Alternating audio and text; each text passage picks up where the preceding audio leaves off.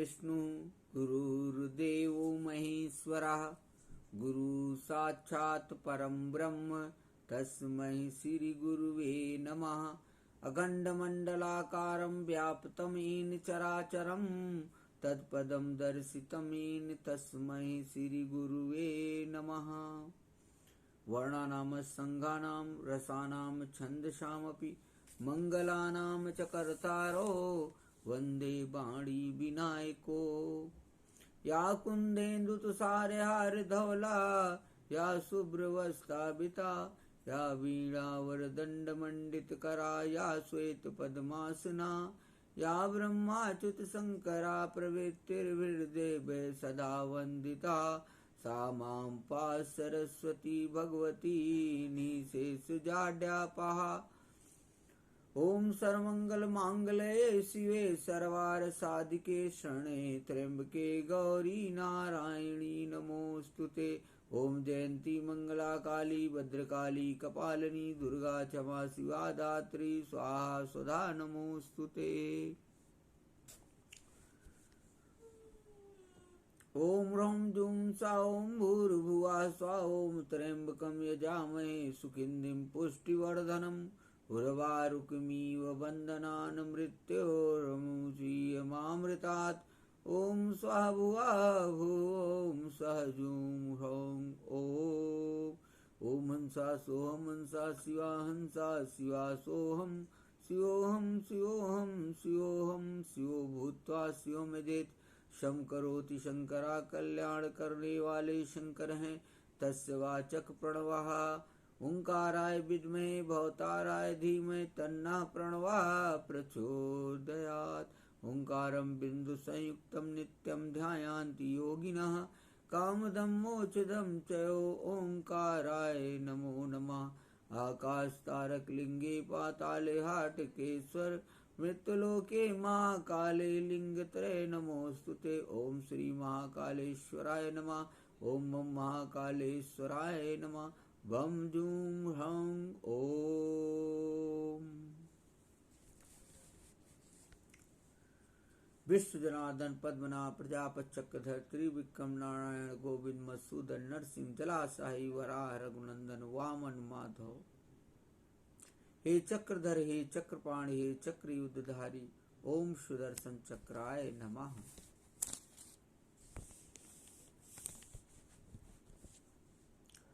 सर्वप्रथम प्रातः स्मरणीय परम पूजनीय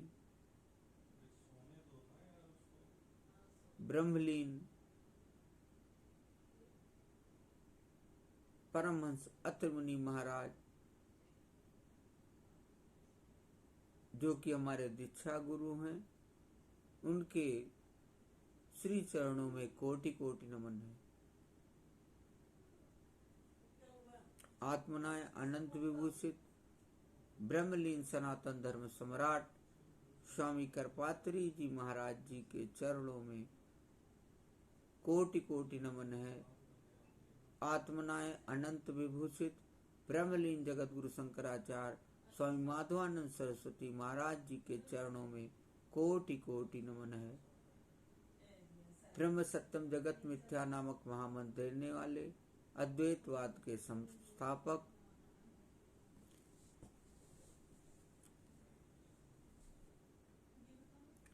भगवान आदि शंकराचार्य जी के चरणों में कोटि कोटि नमन है।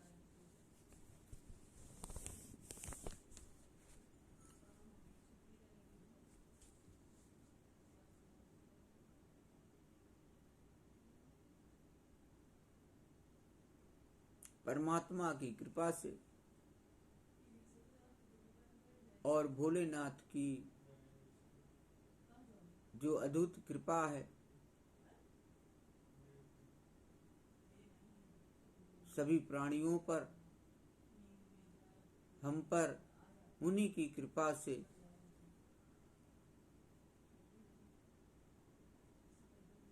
जीव कहे और सुन पाता है। शरीर मन बुद्धि और वाणी का संयोग ही यह मनुष्य जीव है और यह जीव सदैव अपनी उन्नति के लिए तत्पर रहता है। इसका एकमात्र आधार धर्म है, तो ज्ञान राग और मोह का संपूर्ण स्वरूप है। धर्म संबंधी इस गूढ़ विषय पर गुरुदेव का यह कालजयी प्रवचन, जो उन्होंने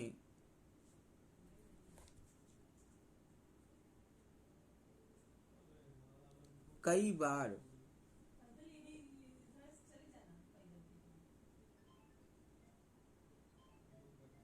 गुरु पूर्णिमा के अवसर पर और कई अवसरों पर उनके दिव्य प्रवचन हुए, उन्हीं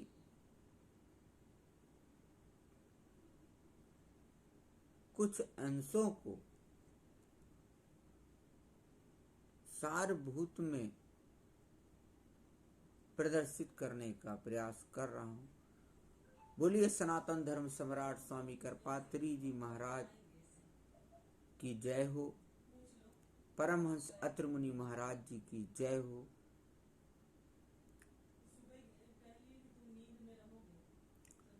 अस्तो मां सद्गमय तमसो मां ज्योतिर्गमय मृत्योर मां अमृत गमस। ओम शांति शांति शांति। सृष्टि का मूल भाव, आधार भाव शांति प्राप्त करना ही है, अर्थात उस परम आत्मा से अलग होने के कारण जो विरह रूपी अशांति उत्पन्न हुई है, उसी परम आत्मा से मिलकर पूर्ण शांति तत्व को प्राप्त करने से मेरा आशय है। और इस शांति तत्व के लिए ही गुरु और शिष्य का मिलन होता है। इसीलिए गुरु का कितना दिव्य रूप है कि गुरुर् ब्रह्मा गुरुर् विष्णु गुरुर्देवो महेश्वरा गुरु साक्षात परम ब्रह्म तस्मै श्री गुरुवे नमः। जैसे कितना दिव्य श्लोक है श्रीमद् भगवद गीता का, धर्म क्षेत्रे कुरुक्षेत्रे समवेता युत्सवः मामकाः पांडवाश्चैव किम कुर्वत् संजय। यदा यदा हि धर्मस्य ग्लानिर्भवति भारत अभ्युत्थानं धर्मस्य तदात्मानं सृजाम्यहम्। उक्त श्लोकों में से प्रथम श्लोक गीता के प्रथम अध्याय का प्रथम श्लोक है और दूसरा गीता के चौथे अध्याय का 7वां श्लोक है। ये दोनों श्लोक मुझे अत्यंत प्रिय हैं। इन दोनों श्लोकों के बारे में मैं बार बार चिंतन करता हूँ और हर बार मुझे इन श्लोकों के नए नए अर्थ की अनुभूति होती है, नई नई व्याख्या मेरे मन में उभरती हैं। मैं आज अपने मन के वही भाव व्यक्त कर रहा हूँ। प्रथम श्लोक में महाभारत युद्ध के प्रारंभ में अंधा धृतराष्ट्र दिव्य दृष्टि युक्त संजय से प्रश्न पूछ रहा है। संजय और धृतराष्ट्र दोनों हस्तिनापुर में बैठे हैं और युद्ध कुरुक्षेत्र में प्रारंभ होने वाला है।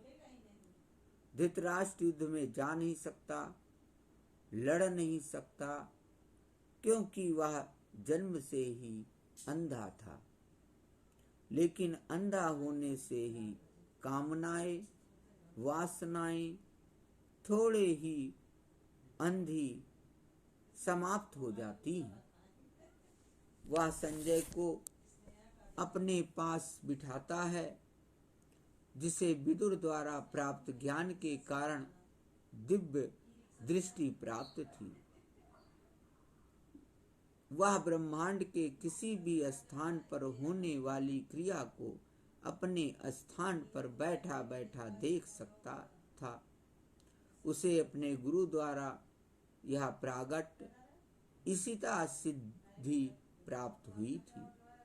अब धृतराष्ट्र संजय को अपने पास बिठाते हैं और कहते हैं कि प्रिय संजय, मेरे ऊपर उपकार करो।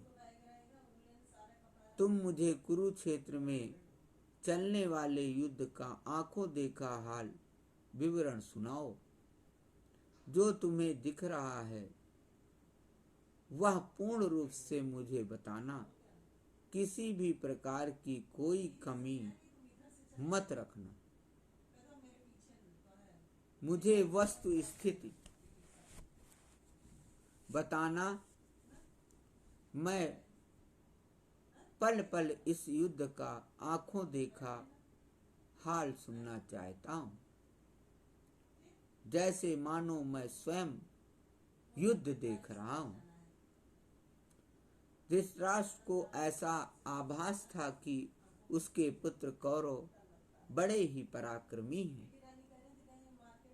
उनके साथ भीष्म, द्रोणाचार्य, कृपाचार्य, अश्वत्थामा जैसे महाबली योद्धा हैं। 18 अक्षौहिणी सेना है। वे अवश्य ही जीतेंगे और इसलिए अपने पुत्रों के पराक्रम और जीत का दृश्य देखना चाहता था। वैसे भी अपनी और अपनों की हार का दृश्य कोई नहीं देखना चाहता है।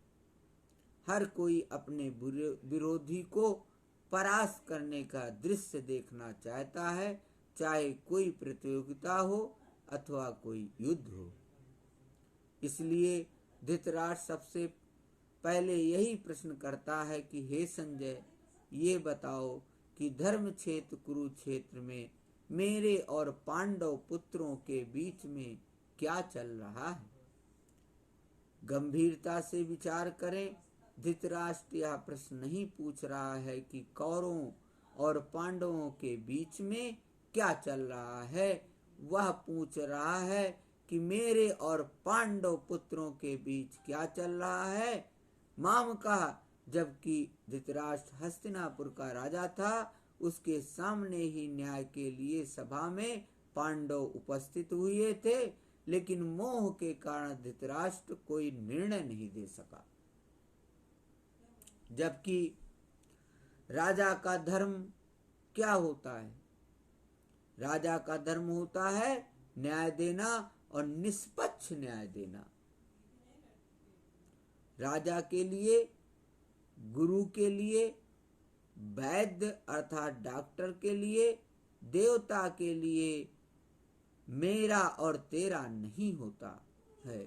जो उनके पास उचित समाधान प्राप्त करने आता है, उसे वे अपनी निष्पक्ष राय, निष्पक्ष सलाह, निष्पक्ष उपचार और निष्पक्ष ज्ञान और निष्पक्ष आशीर्वाद प्रदान करते हैं। और ऊपर से धृतराष्ट्र ये भी कह रहा है कि धर्म क्षेत्र में क्या स्थिति चल रही है। वह युद्ध को भी धर्म मान रहा है, चाहे उसका ये धर्म कितना ही गलत क्यों ना हो।